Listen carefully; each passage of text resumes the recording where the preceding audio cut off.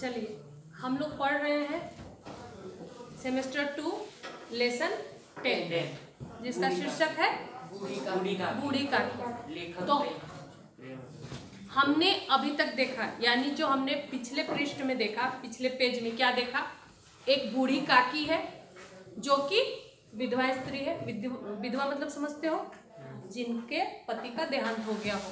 और बूढ़ी काकी के जो पुत्र हैं, यानी उनके जो बेटे भी थे, वो युवा अवस्था में आके मर गए। ठीक है, मतलब बूढ़ी काकी बिल्कुल बेसहारा है। और सहारा के नाम पे बूढ़ी काकी का कौन है? एक भतीजा है। भतीजा यानी कि उसके देवर का बेटा। देवर समझते हो आप लोग, हस्बैंड के छोटे भाई को देवर कहते हैं ना। तो उसका एक बेटा है, वही बूढ़ी काकी का अंतिम सहारा है। क्या बेटा? बड़ा भाई होता है। हाँ, बड़ा भाई होता है, उसे जेठ कहते हैं, हिंदी में जेठ कहते हैं। और जो छोटा भाई होता है, हस्बैंड से छोटा होता है, उसे देवर कहते हैं। और जो बच्चा होता है वो पापा से अगर बड़ा भाई है उसे ताऊ या बड़े पिताजी कहते हैं। और अगर जो छोटा है, पापा से जो छोटा है, उसे चाचा कहता है। ठीक है, जैसे कि आपके पिताजी हैं, आपके पिताजी से एक बड़ा भाई भी होगा ना, तो आपके या तो आप उन्हें ताऊ जी कहोगे या तो बड़े पापा कहोगे। ठीक है, और जो आपके पिताजी से छोटे हैं उन्हें आप चाचा या काका कहोगे। ठीक है, तो हमने देखा कि बूढ़ी काकी का सहारा के नाम पे सिर्फ उनका एक भतीजा है ना। तो बूढ़ी काकी को की जो संपत्ति होती है वो किसके नाम से करवाया गया था? हमने देखा पिछले भतीजे के नाम से। और ये भतीजा ने यह प्रण लिया था, ये आश्वासन दिया था, ये वादा किया था कि आजीवन वो बूढ़ी काकी का सेवा करेगा, ख्याल रखेगा। ठीक है, ये हमने देखा है। फिर क्या होता है, बूढ़ी काकी को थोड़ा खाने पीने के लिए थोड़ा तरसना पड़ता है। और बूढ़ी काकी खाने पीने की शौकीन है, उसको बहुत पसंद है खाना पीना, तरह तरह के पाक पकवान पसंद है, ये हमने देखा।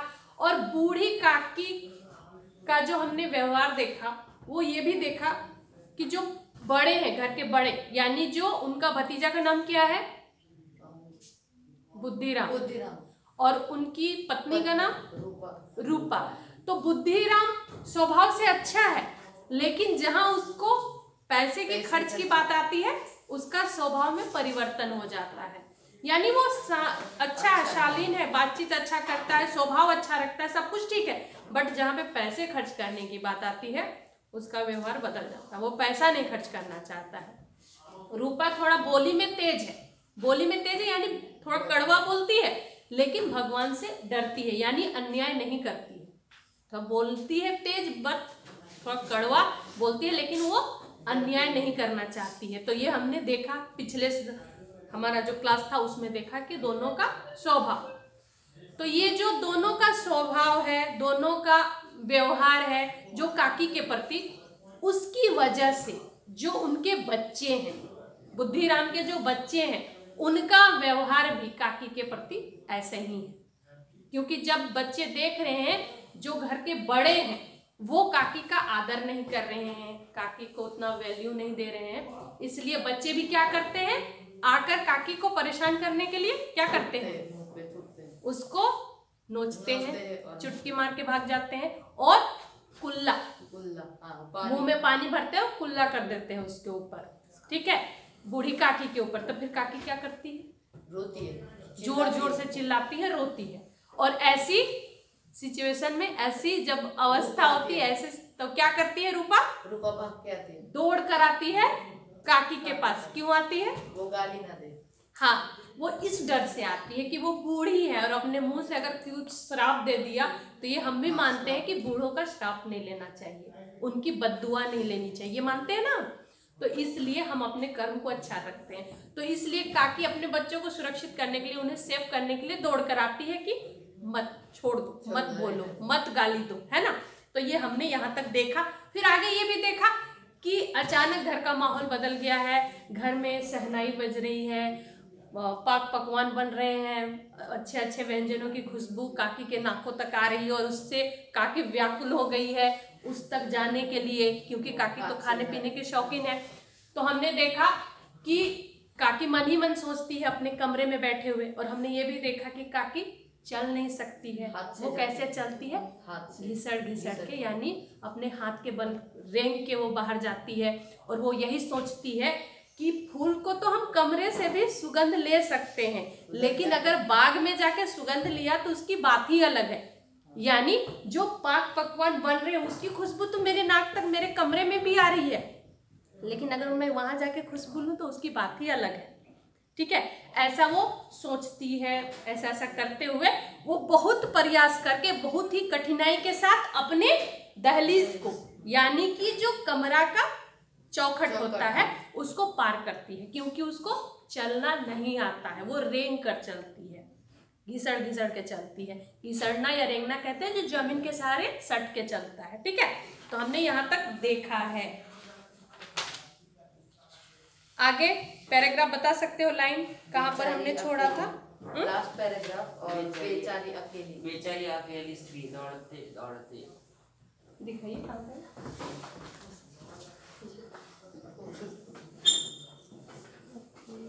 बेचारी। अब हमने देखा जो घर का माहौल है वो फंक्शन का माहौल है। फंक्शन कौन सा है? कार्यक्रम कौन सा चल रहा था?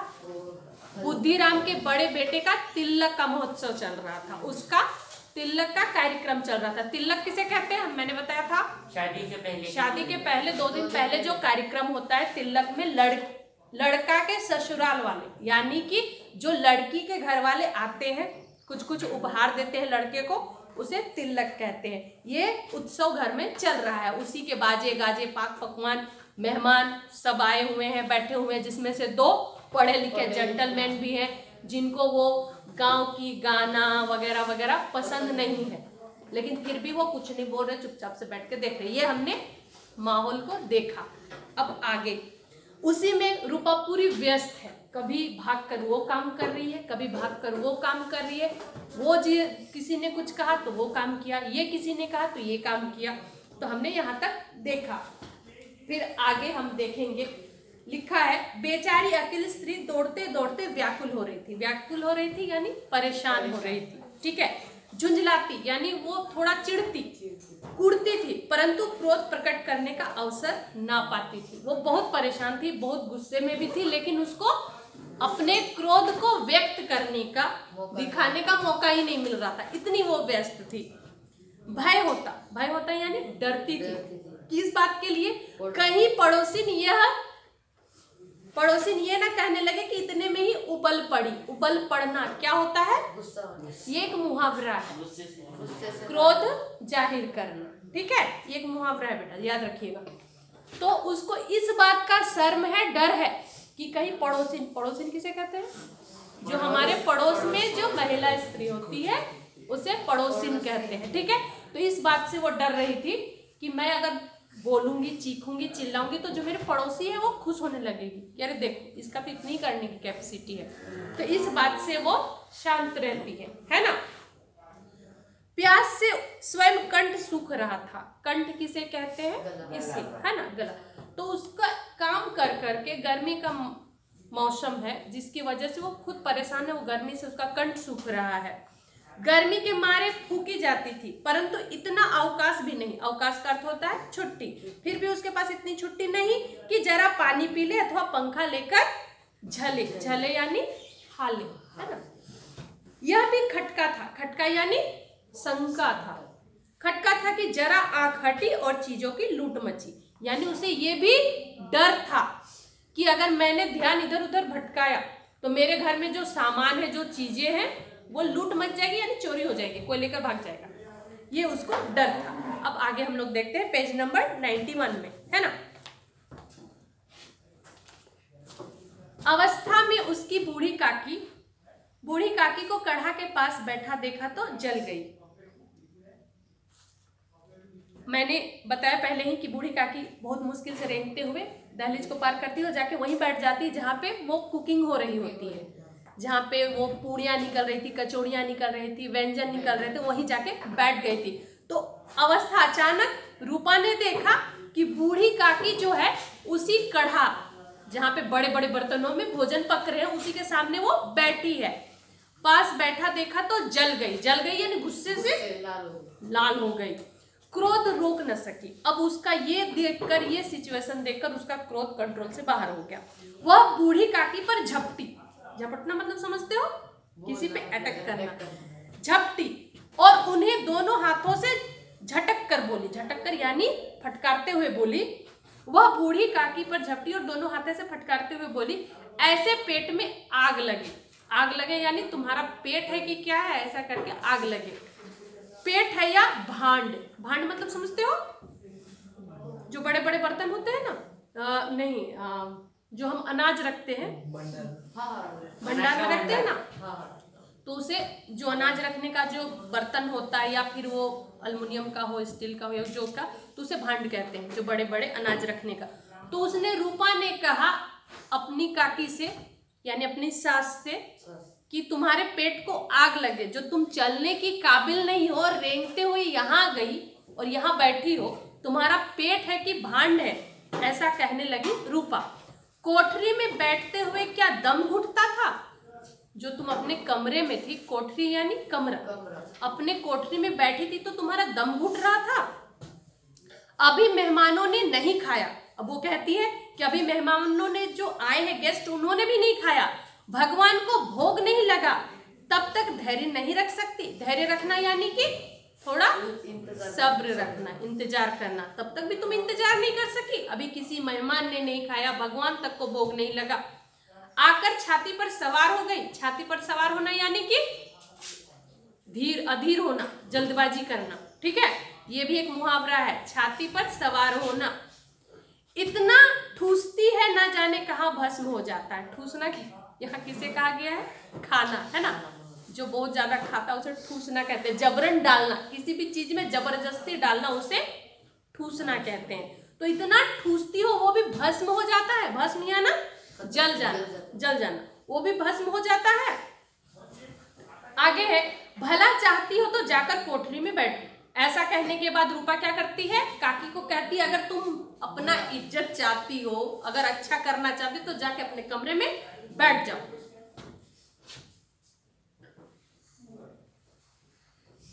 जब घर के लोग खाने लगेंगे तब तुम्हें भी मिलेगा। रूपा ने कहा अपने कमरे में जाके बैठो काकी को, और जब सभी लोग घर के जो व्यक्ति हैं वो खाना खाने लगेंगे तो आपको बुलाया जाएगा। तुम कोई देवी नहीं हो कि चाहे किसी ने मुंह में पानी ना जाए परंतु तुम्हारी पूजा पहले ही हो जाए। उसने काकी को कहा कि तुम देवी नहीं हो, यानी कि तुम भगवान नहीं हो, माता नहीं हो कि कोई खाए या ना खाए तुम्ही को पहले दे दे। किसी ने पानी पिया कि नहीं पिया, तुमको पहले अनाज ही दे दे। बूढ़ी काकी अपनी कोठरी में जाकर पश्चाताप कर रही थी। पश्चाताप यानी होता है पछता रही थी, हाँ, कि मैं कहाँ से कहाँ पहुंच गई। अब इसको खुद खराब लगने लगा कि अरे मैं क्यों गई, मुझे नहीं जाना चाहिए था। उन्हें रूपा पर क्रोध नहीं था। रूपा ने इतना कुछ बूढ़ी काकी को कहा लेकिन उसे गुस्सा नहीं आ रहा था रूपा पर। अपनी जल्दबाजी पर दुख था। जल्दबाजी यानी कि वो जो हड़बड़ा रही थी खाने के लिए, उस सुगंध को लेने के लिए, उसको इस बात का दुख हो रहा था कि नहीं, रूपा ने जो किया वो गलत नहीं किया, मेरी ही गलती है, मुझे इतनी जल्दी नहीं जाना चाहिए। ये जो काकी है वो सोच रही थी। सच ही तो है, जब तक मेहमान लोग भोजन ना कर चुकेंगे घर वाले कैसे खाएंगे। फिर वो मन ही मन सोचती है काकी कि हाँ रूपा तो सही कह रही थी, जब तक जो गेस्ट आए हुए हैं, मेहमान आए हुए हैं, अगर वो नहीं खाएंगे तो कैसे घर के लोग खाएंगे। वो अपने मन को समझाने लगती है। मुझसे इतनी देर भी रहा नहीं गया। बस उसने कहा, अपने मन ही सोचा कि बताओ मुझसे इतना देर भी नहीं सब्र हुआ। सबके सामने पानी उतर गया। देखिए यहाँ पे एक और मुहावरा है, अंडरलाइन करते जाना, नोट करते जाना। पानी उतरना यानी बेइज्जत होना, ठीक है, पानी उतरना यानी बेइज्जत होना। अब जब तक कोई बुलाने ना आएगा नहीं आ जाऊंगी। अब इसने दृढ़ संकल्प लिया। क्या लिया? कि जब तक कोई नहीं आएगा मैं नहीं जाऊंगी। ऐसा उसने मन में संकल्प लिया, सोचा। मन ही मन इसी प्रकार का विचार कर यह बुलाने की प्रतीक्षा करने लगी। अब ऐसा तो उसने डिसीजन तो ले लिया, सोच तो लिया, अब वो मतलब वेट करने लगी कि कौन आएगा, कब आएगा मुझे बुलाने के लिए। उन्हें एक एक पल एक एक युग के समान मालूम होता था। अब इसके सब्र की तो धैर्य टूट गई। अब तो ये एक एक मिनट इसको लग रहा है कि अरे बाप रे इतना देर हो गया अभी तक कोई नहीं आया। मैं तो सोच रही हूँ कि कोई आएगा तब मैं जाऊंगी, उनको आए तब तो मैं जाऊं, कोई आ क्यों नहीं रहा है। ऐसा बूढ़ी काकी के साथ होने लगा। उसकी अवस्था ऐसी होने लगी। धीरे धीरे एक गीत गुनगुनाने लगी। अब जो काकी थी, टाइम को पार करने के लिए थोड़ा सा, हम लोग भी टाइम पास करते हैं ना, उसके लिए क्या करने लगी बूढ़ी काकी, एक गीत गुनगुनाने लगी। गुनगुनाना किसे कहते हैं? जब हम मन ही मन थोड़ा धीरे आवाज में कुछ गाते हैं, उसे गुनगुनाना कहते हैं। ठीक है। उन्हें मालूम हुआ कि मुझे गाते देर हो गई। अब उन्हें अचानक से ये फील हुआ कि अरे मैं तो बहुत देर से गाना गा रही हूँ, क्या इतनी देर तक लोग भोजन कर ही रहे होंगे? अब उसने मन ही मन में सोचा, क्या इतने देर तक लोग भोजन कर ही रहे होंगे? किसी की आवाज नहीं सुनाई देती, अवश्य ही लोग खा पी कर चले गए होंगे। अब इसने मन ही मन में क्या सोचा कि किसी की तो आवाज नहीं आ रही है, जरूर सब लोग आए और खाना खाकर चले गए, मुझे कोई बुलाने नहीं आया। अब इसने मन ही मन सोचा कि अरे सब चले गए, सबने खा लिया होगा, किसी ने मुझे बुलाया तक नहीं। रूपा चिढ़ गई। अब इस पर उसने सोचा कि हो सकता है रूपा मुझसे गुस्सा हो गई होगी। चिढ़ना यानी गुस्सा होना, चिढ़ गई है, क्या जाने बुलाए। तो उसने सोचा कि अभी अभी रूपा मुझसे गुस्सा हुई, पता नहीं बुलाए कि नहीं बुलाए। सोचती हूँ कि आप ही जाएगी। और वो सोच रही है काकी कि हो सकता है रूपा सोचती होगी कि मैं अपने आप जाऊंगी वहां पे, मुझे कोई बुलाने नहीं आएगा, वह कोई मेहमान तो नहीं जो उन्हें बुलाऊं। और ये भी सोचती होगी रूपा कि काकी कोई मेहमान है क्या जो उसे बुलाऊंगी तब वो आएगी। ये कौन सोच रहा है? काकी अपने मन ही मन सोच रही है। बूढ़ी काकी चलने के लिए तैयार हुई। ये सब सोचा, उसके बाद उसने क्या निश्चय किया कि अब मैं जाती हूँ, मुझे कोई नहीं बुलाने आएगा, क्या मैं अतिथि हूँ, क्या मैं गेस्ट हूँ, मुझे खुद जाना चाहिए। यह विश्वास कि 1 मिनट में पूड़ियाँ और मसालेदार तरकारियाँ सामने आएगी। ये उसने सोचा कि मैं जैसे जाऊंगी मेरे सामने क्या आएगा, पूड़ी कचौड़ी और मसालेदार तरकारी यानी सब्जी भाजी, क्योंकि वो खाने की तो चटोरी है। उनकी स्वादेंद्रियों को गुदगुदाने लगी। अब उसने सिर्फ सोचा कि मैं जाऊंगी, मुझे ये सब्जी मिलेगी, ये भाजी मिलेगी, ये पूड़ी मिलेगी, ये कचौड़ी मिलेगी। अब उसकी जो स्वाद इंद्रियां हैं, जो उसको स्वाद लेने की जो ऑर्गन्स है, जीभ मुंह जो जो होती है, सब उससे अधीर होने लगा, गुदगुदाने लगी, यानी उसको जल्दी जल्दी करो ऐसा उसको करने लगी। उन्होंने मन ही मन में ही तरह तरह के मंसूबे बांधे। मंसूबे बांधना ये भी एक मुहावरा है, कोई बता सकता है इसका क्या होता है अर्थ? मंसूबे बांधना, कल्पना करना। हम लोग भी बहुत सारे मंसूबे बांधते हैं ना, भविष्य को लेके, कल घूमने जाना है वो करते हैं। तो मंसूबे बांधना यानी कल्पना करना, किसी भी चीज की प्लानिंग करना, है ना। आगे बढ़ती हूँ, कहाँ पे थी?